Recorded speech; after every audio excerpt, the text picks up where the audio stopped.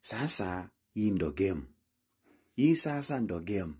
Yani game inaisha 5-4. 5-4. Manchester City amuko serious. Manchester City amuko serious. Yani Manchester City walikuwa wanaongoza 3-0. Venye unaangalia hapo. Haaland akafunga dakika 17, Reinders akafunga dakika 37, Foden akafunga dakika 44.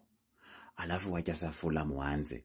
Smith Rowe 47, Iwobi 57. Alafu ndo Foden akakuja akafunga na 48.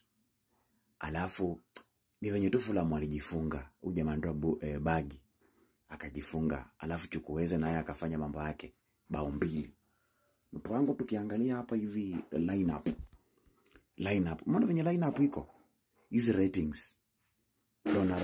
Donnarumma alikuwa poor. Rating ya 4.9 na ni goalkeeper.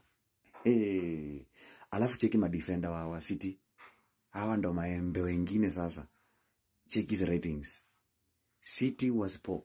Tafuta defenders. Sikudanganyi watauawa. Hizi ratings 5.5 really, Gvardiol 6.4, Diaz 6. Nunes.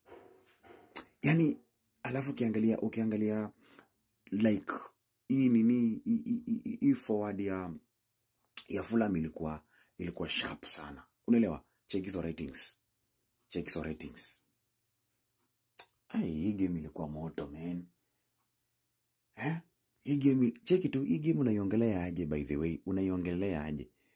Yani City hii game ingekuwa draw, lakini ni venye tu ujamaa alijifunga tu Ibaji. Aliamua tu kujifunga, man. Wewe Baji wewe. Sisi tunataka City pigwe draw na wewe unajifunga.